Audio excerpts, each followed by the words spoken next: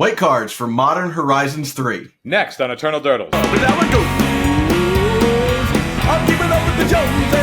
I just want to give a quick shout out to all of our Patreon supporters out there. Thank you to the Durdle Maniacs. If you want to be a Durdle Maniac, go to patreon.com/eternaldurdles and help support the channel. It keeps things going. It keeps things updated.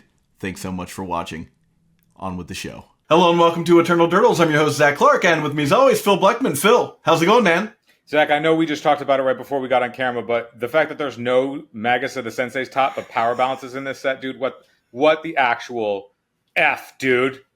I think the best part about that is when you said power balance, I thought that you meant like them balancing the game design of the set and not the card power balance. Balancing the power of the game design went out the window in 2019, my guy. It's true. Like, it's true. Can we get Magus of the Sensei's top, please? Please. Well, I mean, you've got Fibblethip, Lost But Seeking, or whatever that card is from the last set, right? Yeah, We can have 1-mana creatures that flip into planeswalkers, but we can't have Magus of the Sensei's top? Come on now. Yeah.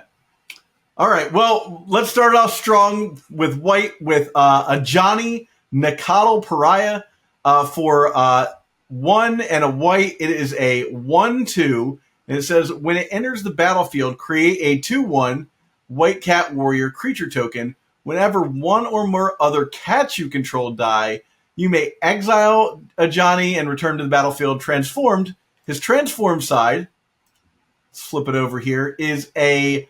Eternal Durdles is sponsored by Tales of Adventure. You can go to toamagic.com, use the code Durdles for 5% off your order, and you're going to get that whole order in one package. No more waiting for 5 or 6 or 12 packages to show up at your door so that you can finish your deck. toamagic.com, code Durdles for 5% off, and you'll be directly supporting the show. 3 loyalty planeswalker that has a +2 that says put a +1/+1 counter on each cat you control. The 0 is create an 0/1 cat white creature. Create a 2/1 white cat creature token. When you do, if a red permanent other than Ajani, if you control a red permanent other than Ajani, he deals damage equal to the number of creatures you control to any target. So Ajani's dealing that damage, not the cat warrior. And then a -4 is each opponent chooses an artifact, creature, enchantment, and planeswalker from among the non-land permanents they control, sacrifice the rest. So Cataclysm, but including planeswalkers. It's a one-sided Cataclysm. One-sided. No. Yeah, one-sided Cataclysm, each opponent. All right. I mean, is this card interesting?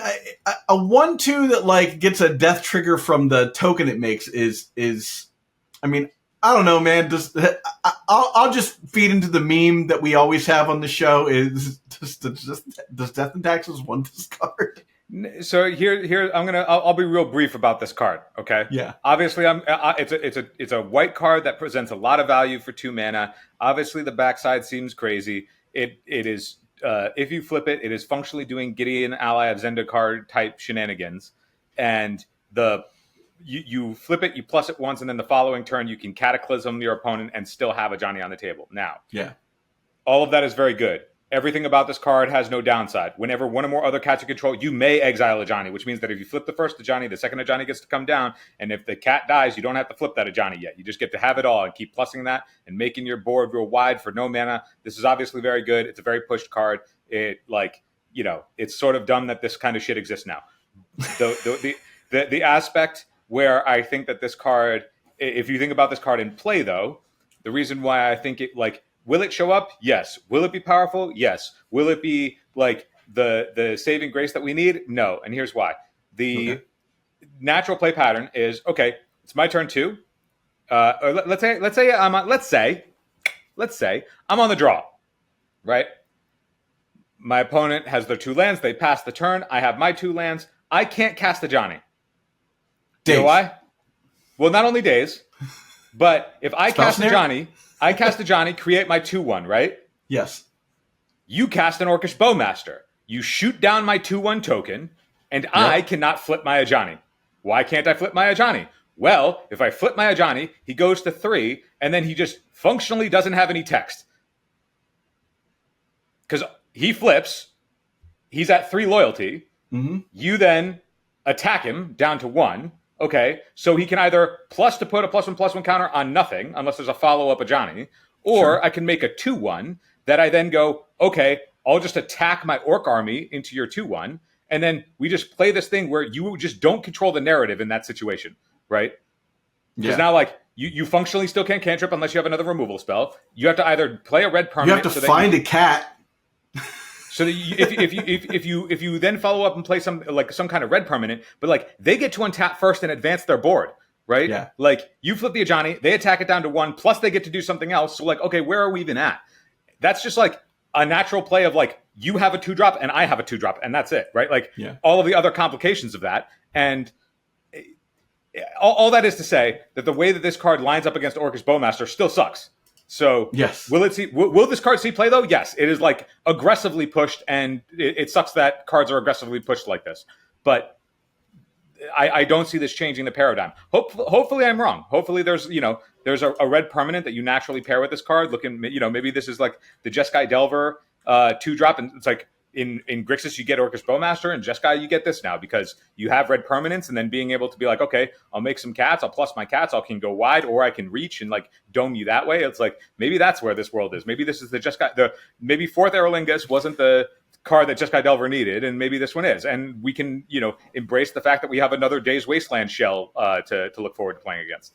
Yeah, I think my biggest concern about this card is not that it's good, is that like, what deck has red permanents that wants to play this white card, right? And like, and what you were saying about the Orcish Bowmasters is actually kind of salient, because if your opponent kills the cat and you don't flip it, you literally have to find other cats to play in your deck. So you're either playing like 4 Ajani just to like flip your Ajani just in case. So I don't know. I'm not super high on this card, but I think it's important that we at least discuss all the flip planeswalkers that they have in this set, because I think that the fact that they are low costed enough to actually see play, it makes them at least something we should discuss. I think that if we actually look at the positive sides of the card, I think the gross part of this thing is like you can just go turn 2 Ajani, make a token, turn 3, a second Ajani, they legend rule each other, so your second one flips. So now you just have, so then you get to plus, so then you have a 5-mana planeswalker that's threatening to cataclysm you, plus you now have 2 3/2s on the board that are attacking, and all you did was cast your second 2-drop of the same name. Like, that's what I mean by like it's really stupid that that kind of design exists. Like, what did you do? You cast your second 2-drop of the same name, and now you threaten a cataclysm plus have 2 3/2s on the table, plus like an engine that's just going to make additional 2/1s every turn for no mana. If you think about it, Phil, this is everything Doc Brown warned us about in Ghostbusters. In Back to the Future 2, is that if you look at another timeline's version of yourself, Cataclysm. Yeah, I mean, I get that. Like we should be excited about like really high, intensely powered sort of effects as opposed to like antithetical to them. It's just like what kind of gameplay is it really going to create? It's like, okay, well, if I don't have the answer for the first Ajani and they just play a second Ajani, okay, well they went wide, and now we have in multiple colors. Now we have just 2 drops that generate ETB value on the front and then have lasting effects when any game action is otherwise taken. So like we have to consider that. And then this thing is just generating value for free. It's not like it's a minus ability. Okay. And then that minus ability, if you have any other red permanent, is now also removal. And it's just like, it's another card that does all of the things. And the investment is, do you have 1 and a white? And that's so boring. It's just so boring. Anyway. All right. Well, let's move on to Eternal Durdles is proud to be sponsored by Moxfield.com. Moxfield is the best deck building website on the internet. You can find all of my and Phil's decks in links below, including decks from this episode. And if you do, you'll be directly supporting the channel. Guide of Souls for 1 white mana, human cleric, a 1/2, a squire, if you will. Whenever another creature enters the battlefield under your control, you gain 1 life and get an energy counter. Then when you attack, you can pay 3 energy. If you do, put 2 +1/+1 counters on, and a flying counter on target attacking creature. It becomes an angel in addition to other types. Your thoughts? This is one of many cards that's paying you off, that's trying to make energy a thing. And I don't want to, don't make fetch a thing. But I think we're getting closer, and we're not there yet, I don't think, to a world where energy and getting that additional payoff off of energy that seems kind of ancillary might become useful. And this is just one card that is like doing a thing with energy, so I wouldn't say like this is the card that's doing it. But it's also like, this is a third Soul Sister, if you will. So maybe mono white Soul Sisters is gonna be a thing. Well, this is just a strictly better Soul Sister in every facet because it's a 1/2 instead of a 1/1, so it's actually like Yes. playable within the context of the format. I mean, one thing that like it is fun to look at is how they have had to design cards now looking through the lens of like Bowmaster is half the metagame, Yeah. and so We got squires instead of soldiers now. If you look at a lot of the design of this set, you'll just notice a very conscious effort to give 4 toughness or 2 toughness. Yeah. And it's like, oh, okay, well, we know that everything is dictated by exactly Bowmaster and Bolt. So we now have to respect Bowmaster and Bolt and just tack on additional toughnesses for no additional worth, because that's just the world we're in. And so like there's that's it. That's like these things warp the format. And it's not the first time we've seen design like this, Phil. There was a point in time where Wildfire Emissary was the hottest creature in Magic the Gathering, and that was a 2/4 that could pump itself and had pro white. Could get around Bolt, could get around Swords Plowshares. Here is a sweet play pattern that is going to be super sweet for your super sweet deck. Okay, you're going to go turn 1, Guide of Souls, get that energy, get that life. Turn 2, you're going to play your Ajani, Caller of the Pride, or whatever the name of that new card is. And then that's going to get you an energy, and then it's going to create a token, and that token's going to get you an energy. And then you're going to attack with your Guide of Souls, and you're going to use all 3 energy that you have, and you're going to turn this thing into a 3/4 flyer angel, and it's going to be sweet. And then it's like, oh, continue. There's more. That's it, man. That's it. You want to know what you did? You want to know what you did? You made a Surrender Befreet that didn't deal you damage for 1 mana. You know what you got to do? You got to go, do I have a white mana? Sure do. And then the next turn, you get to go, do I have a spare mana and a white mana? Sure do. And then the cards play themselves, and it's sweet. All right.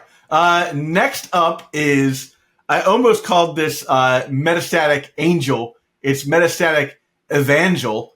It's a Phyrexian human cleric that is a 3/1 for 1 and a white, and it says whenever another non-token creature enters the battlefield under your control, proliferate.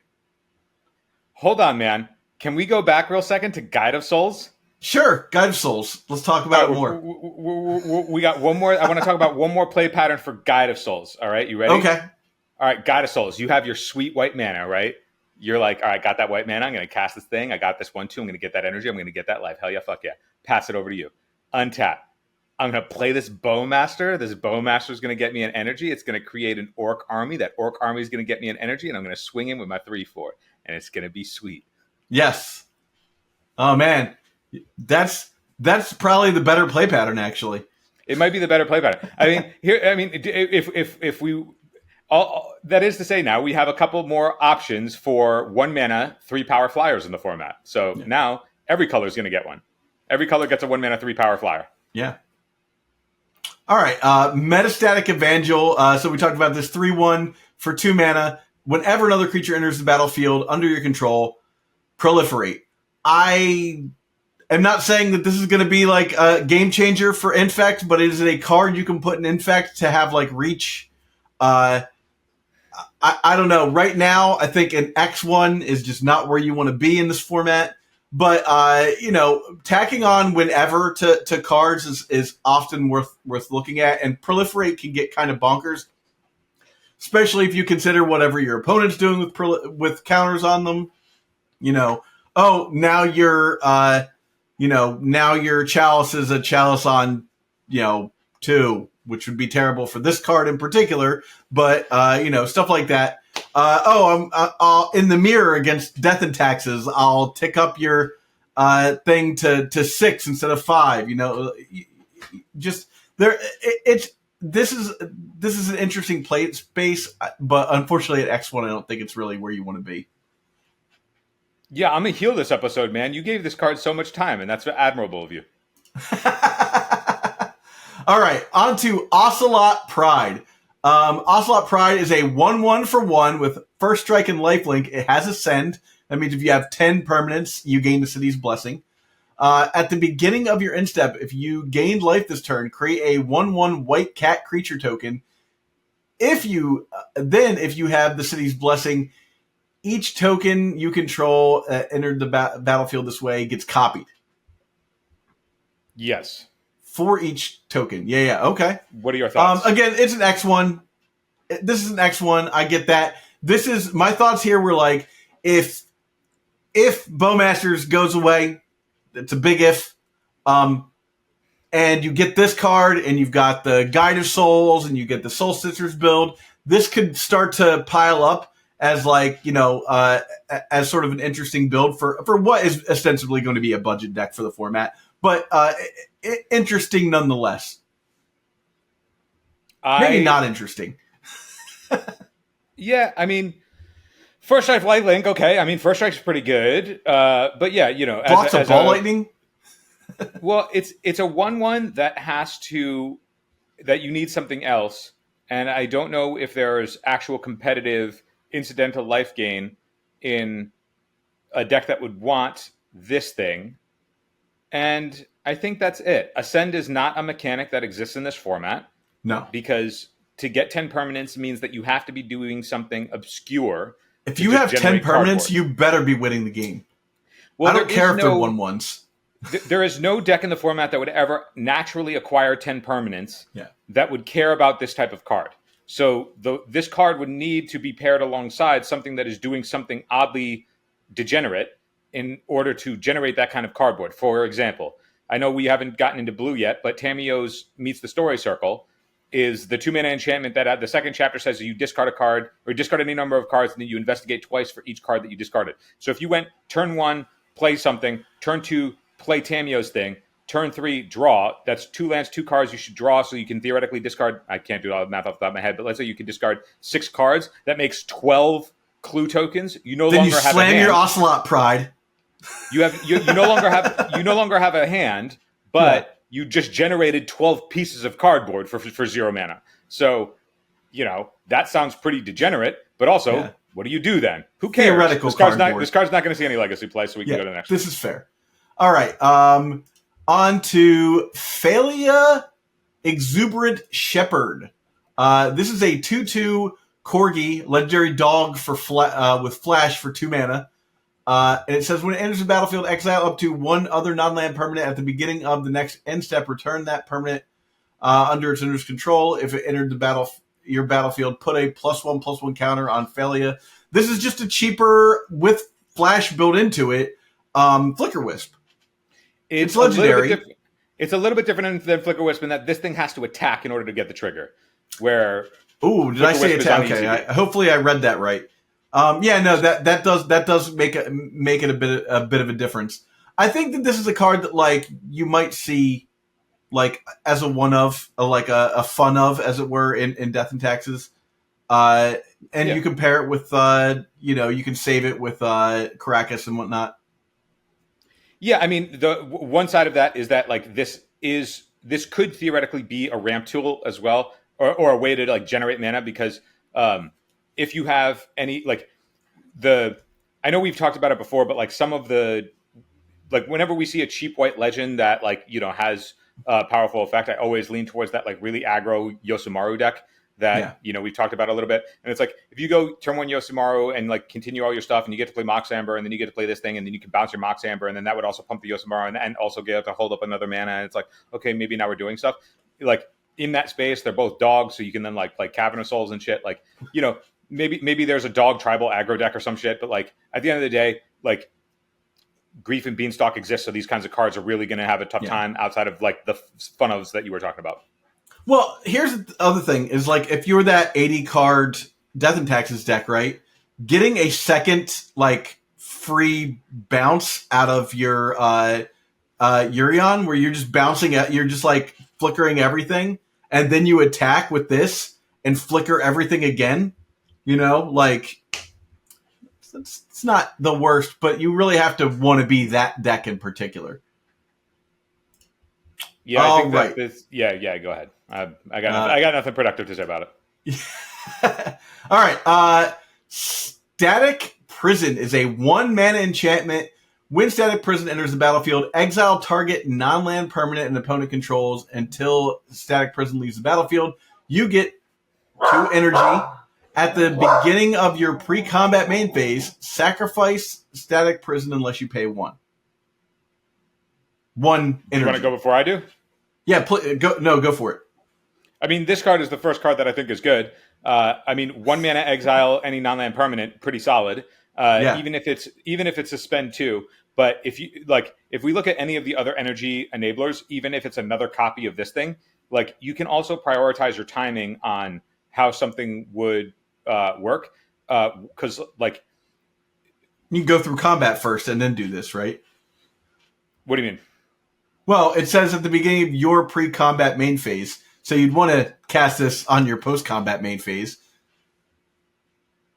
Oh, yeah. I mean that, like, just in general, that, like, even though this is a temporary removal spell, it being only 1 mana for any permanent is really good. And 2 turns in Legacy is a lot. And then any of the other energy enablers in this set that are, like, even remotely reasonable, like, even remotely playable, generate, like, what is effectively 2, like, a deck that would want this is, like, my kind of control deck. In which case, if you play even something like, we have to get into blue, but if you play something like Tune the Narrative, which is just blue mana instant, draw card, gain 2 energy. Well, if this is the only real meaningful energy output in your deck, and it's just like, really efficient removal, and the cost is I just use whatever other flex slots I have on general, like, velocity cards, like churning through my deck at instant speed. Okay, like that doesn't seem like a huge burden. Like maybe it costs some amount of slots, but the offset of that is you're getting unbelievable efficiency in 1 mana remove anything from the table. So this is basically Leyline Binding for an energy deck, right? Yeah, the difference between Leyline Binding is that like instant speed is really powerful, but Leyline Binding also compels you to have a really shitty mana base. So if you can play a much cleaner mana base, and we'll get to another white card in this set that like is probably going to steer people to like at least explore that direction, then this card stock ends up going way up. And if this card stock goes up, then you have to look at every other playable energy card through the lens of, well, if this card is worth playing, then the other energy cards incidentally also, gain value, because you're like, I would like to be able to hang on to this thing for as long as possible. But then there's also some amount of cards in the format where you could remove this, and then if it goes away, even if the thing comes back, either it's no longer relevant or there was something that just disappeared under it in the first place.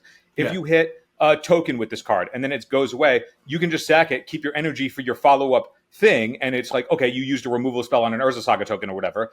Like, is that a great exchange? No, but you net 2 energy, and then your next one, keeps whatever you wanted off the board for 4 turns, right? Like, well, let's not even forget the fact that, like, let's say you want to get rid of a Murktide Regent.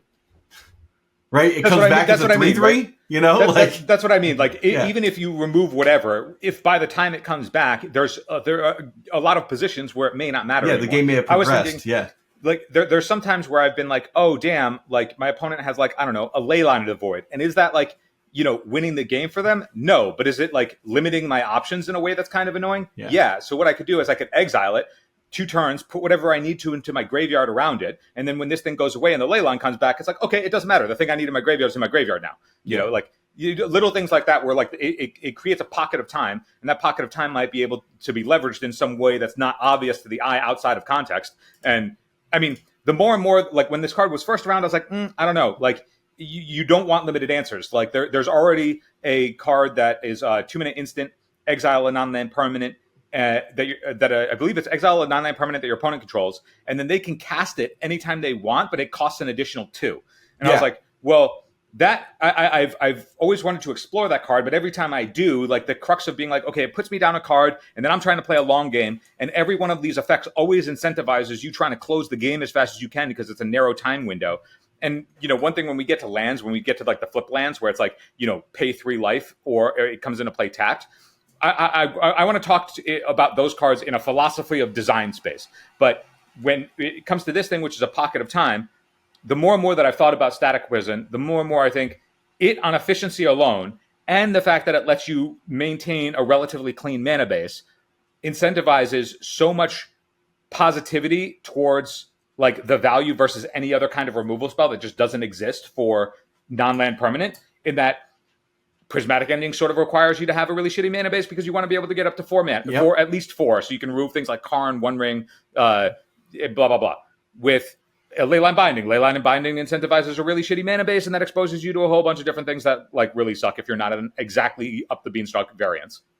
So this card opening up a lot of space, the more and more I've thought about it, the more and more sold I am on it. And so you will see me playing a lot of Static Prison, at least in these early days, trying to figure it out. Yeah. All right. Well, we found one good white card so far. Next up is Thraben Charm. 1 and a white for an instant. It is a modular spell. It says choose 1. Charm deals damage equal to twice the number of creatures you control to target creature. Destroy target enchantment.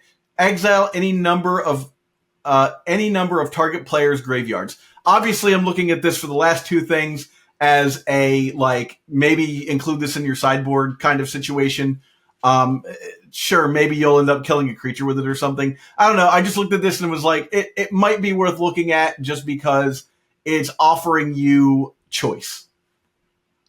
Yeah, I was also thinking about it similarly of like the last two modes, but unless you're like really bottlenecked and not being able to move into other colors, like if you're mono white or for some reason unable to move into green, we've seen exile target something from your graveyard or destroy artifact enchantment on moto spells before in green. So that's not new. Like this is not a new effect. Maybe it's a new effect in white, or it's the cheapest version in white. But I really do think that if you're not able to squeeze the juice meaningfully out of all three modes in some capacity, then this is a flexible spell. If it shows up, it's a charm, right? Like flexible spells have shown up. It wouldn't be surprising to me, but I would be really surprised if it showed up in a world where it wasn't able to actually squeeze the juice out of all three modes. So if you're not exactly in a deck that is interested in this kind of effect that can also play some number of creatures to leverage it as a removal spell, then I just don't think it makes the cut. It'll always be like card like 82, 83 in your 75. You know what I mean? Yeah. All right. White Orchid Phantom is a Spirit Knight 2/2 for 2 white mana, flying and first strike. When it enters the battlefield, destroy up to 1 target non-basic land. Its controller searches their library for a basic land card and puts it into the battlefield tapped, then shuffle. Yeah, I think putting Wasteland on a 2/2 flyer with first strike is pretty wild. Yeah, I mean, this is a card where, like, if you really want to do that, like, mana denial version of Death and Taxes, this helps you lean into that a little bit harder. I actually like the design of this card. I think this is like a totally fair, like, do I want to play against this card in that or that deck? No, but like I think this is a totally like fine like avenue to take as a Death and Taxes player.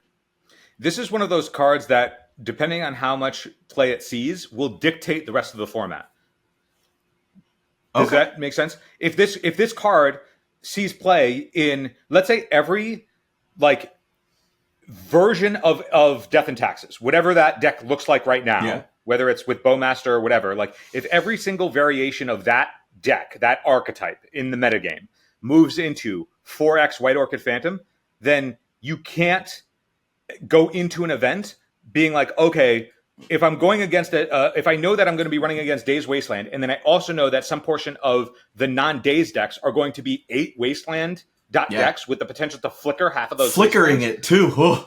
Then you no longer can be like, okay, I can't. You have to move into a space where you either respect that or you have to like dedicate your counter magic to being able to hit that. But if they are able to like play whether it's Cavern Souls or Eighth of Isle or whatever the hell to get around all of that, and then they're just nuking your mana base, and then you have to be Toper Orb deck. Well, it's like if now there's Daze Wasteland, which is mana denial deck that's trying to close the game as fast as possible, and then you have some amount of D&T, whatever version of that deck looks like, but then it moves like aggressively back into mana denial as its primary version of how it wants to operate because of this new card. And then you also just have incidentally like some of the control decks and some of the lands decks, whatever those look like post MH3 as like looping Wasteland or ways to just like continuously like disrupt your mana base. like if so much of the format becomes I can just I can mess up your mana base, 5 color control players. Like you guys suck now. Then there has to be a pivot towards more basic lands to offset that, because the way that you beat these cards is you just respect them. But if all of the pressures of the format that we've talked about before, where everything is so fast and you have to be able to deal with everything immediately and you can't take the time to develop because there's just no such thing. But if the axis that everybody wants to fight on is nuking your mana base, then if the texture of the format is such that you playing basics means that they can't develop their strategies in a meaningful way because their cards are dependent on you having a bad mana base, then you can get that development. The problem with that scenario is it is contingent on what your opponents do, not what you do.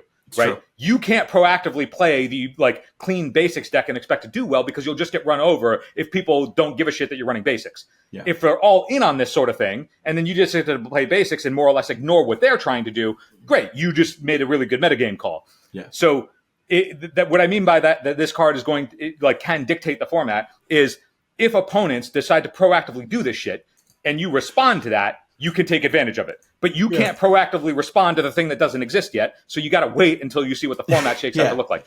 I mean, granted, that's what Control has always looked like to some degree, but that might be the case for a lot of other, a bunch of the combo decks too. Like if this card is seeing a bunch of play, maybe this applies some amount of pressure to the surveil lands, because if you're playing cards that come into play tapped and then you nuke them, then your surveils can only come into play at the end step, in which case if you naturally draw it, your tap lands look really bad now because of all the mana disrupt. There's a little bit of texture here. Now, is it great? I don't really know. I think that being able to disrupt mana in a meaningful way is sort of the wrong problem. The problem is fetch lands, but we won't get into that. So, yes, this card is obviously good and it will see a bunch of play, but how much play it sees, it depends on what people are actually trying to target in the format. If Beanstalk or whatever becomes a really difficult problem, sure, but double white is not a nothing cost if you're also trying to play Wasteland and possibly Orcish Bowmaster, Right, yeah. So depending on what it looks like, double white is the bottleneck here, but if there's enough,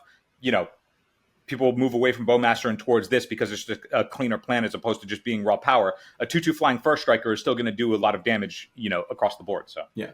Speaking of double white, we've got Wrath of the Skies for X and double white. It's a sorcery. It says you get X energy counters, then you may pay any amount of energy, destroy each artifact, creature, and enchantment with mana value less than the amount of energy paid this way. What do you think about this, Phil? This is a possible get out of jail kind of card, especially if we're in this energy deck where we're playing the tune. What is it, the blue card and the static prison card, and we have Wrath the Skies. This could be kind of a funky archetype. What do you think? Yeah. If I'm already sold on static prison as worthwhile testing and will probably be pretty strong depending on what the shell around it is. I think all of these cards are just contingent on Tune the Narrative. I think none of these cards are good if Tune the Narrative isn't in your deck. That's the true test. If Tune the Narrative is not too much of a burden to play in terms of how many card slots you have available, then all of these other cards are good. Without Tune the Narrative, you got nothing with these cards. Spoiler alert, we included Tune the Narrative in the blue episode. Yeah. But again, Tune the Narrative is contingent on how powerful or how much value do you ascribe to these cards in the context of the format, right? Yeah. So these cards are contingent and good only if you're playing Tune the Narrative. Tune the Narrative is only as good as you think that these other spells, Wrath of Skies and Static Prison, are to be enabled. So it is a precon for sure. These cards are precon together, but that might be good enough because they're all very efficient. Now, at the baseline, let's say you don't think Tune the Narrative is worth it because you don't think Static Prison is worth it. At a baseline, if you don't want to move into red and you don't want to move into black, then you could use this as your functional meltdown, because white X is 0 still melts down the board.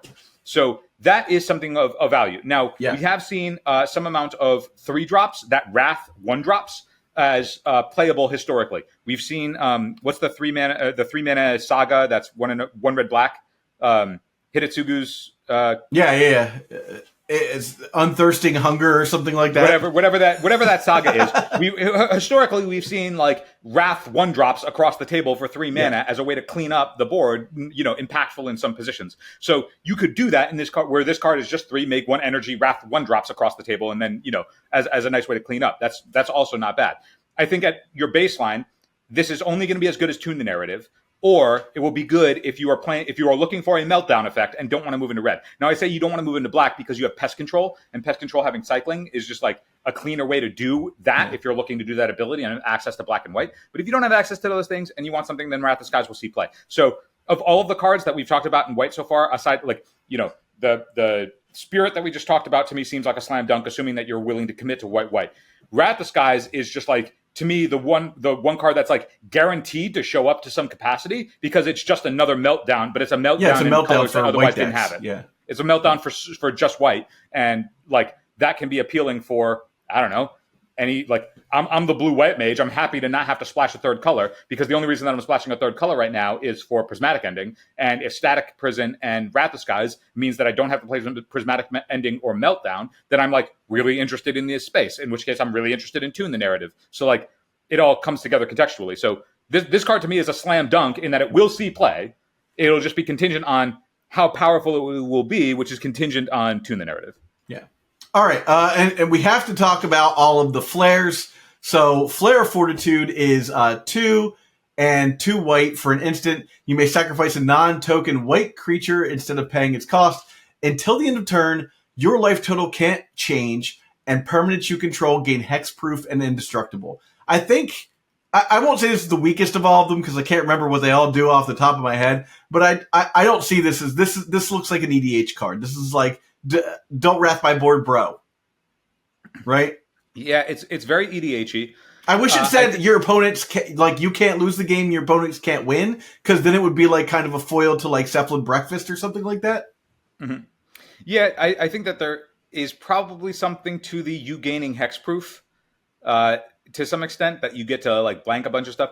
I don't know in the format off the top of my head if there's any valuable creatures that are in white that you'd want to sack for free for value in the same way that there is in like green and black. And like I wouldn't put this into my Infect deck because I don't have any white creatures. So yeah, it's like, to be totally honest, in my thinking, like this thing says that you have to have a creature in play, and that's cringe-inducing to me. So like, why would I ever put a creature in play? You're like, I'll sack one of these angels. Yeah, cool. I mean, if this sees play, I imagine it's probably more of a sideboard card where like 0 mana hexproof at instant speed is of value to you in context.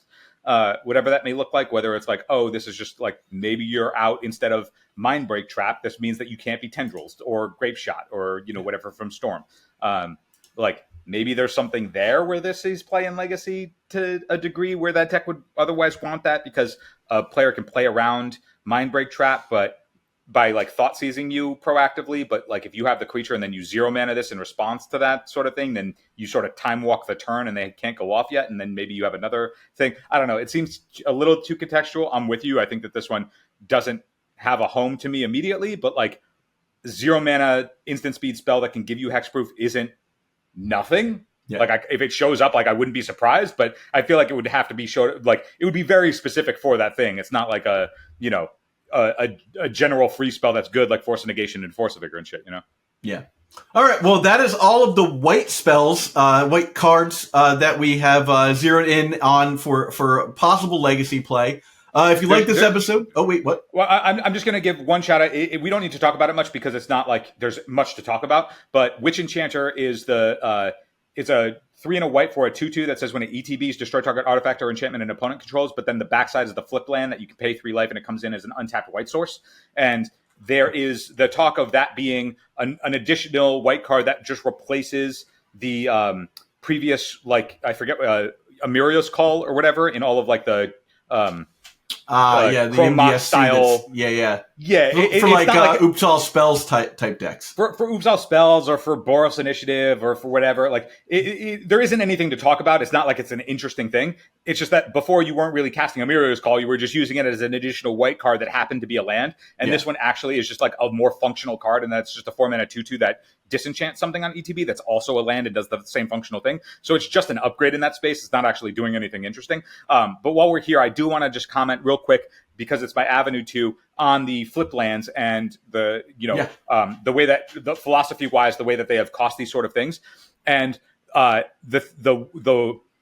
seems like the only way that they have, or the only real thing that they do to like sort of flex these sort of trade-offs is limiting on. So like they'll do something and they'll be like, pay 3 life, and then you can get this thing. So the trade-off is life. Same thing with Ancient Tomb, same thing with these kinds of lands before. Or they've really dabbled in the space aggressively on we'll do this thing that will put this thing in exile or stymie it for a couple of turns, or for additional mana investment, which is just like some amount of time.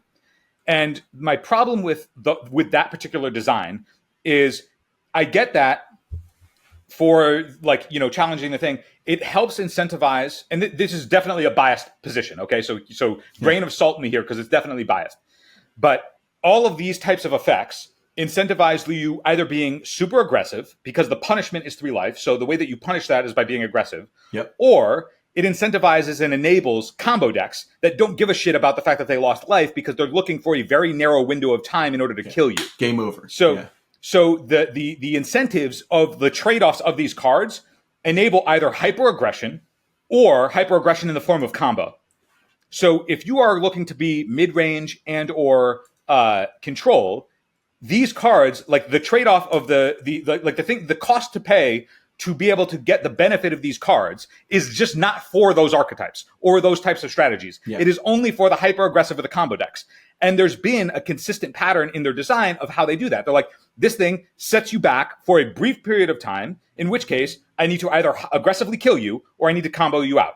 Or things like this, where it's like, I can pay 3 life, and if I'm paying 3 life, I am incentivized to get the game over as fast as possible, because I am at a lower life total. So I either need to get you dead as fast as possible with aggression, or I need to combo you out. And so there is this constant bias towards the aggressive decks and the combo decks with these kinds of modal, flexible utility type cards that aren't offered to the mid-range or control decks. And so what you're saying is Wizards needs to get woke and make better drawbacks. So I'm saying that the thing is that they've only experimented really in these type of drawbacks. They haven't experimented with, you can play this and it comes into play untapped, but then you can't cast spells for the rest of the turn. Yeah. Or this comes into play untapped, but then your opponent has hexproof or something till the end of the turn. Yeah. You know what I mean? Like things that don't incentivize just getting the game over as fast as possible. Yeah. They just haven't looked at any of those other alternative things that they could be putting instead of the trade-off of life, or the trade-off of a narrow window of time that only incentivizes the game to get over faster. And that may be the thing. They want the game to be over faster, but they just haven't explored that at all. That does if your opponent, when this enters the battlefield, if your opponent lost life this turn, it comes into play tapped. So each player gets to choose, right? Am I attacking my opponent, right? But you also have the option as a player to be like, I'm going to sack this fetch land. There's something like that,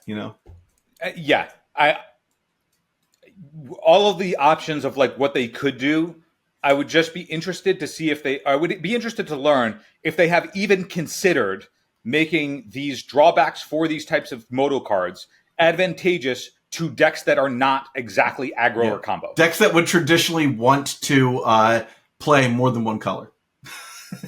And when we get to the blue one, there are all the blue spells. There's a blue spell that's 1 blue, and it's bounce a non-land permanent an opponent controls at instant speed for 3 mana. It's a bounce spell, or you can play it on the flip side and it's pay 3 life, and it comes in as an untapped blue source. Now, what deck would ever want that outside of exactly the combo deck that wants to bounce the permanent that's causing it to not be able to combo deck, and then kill you?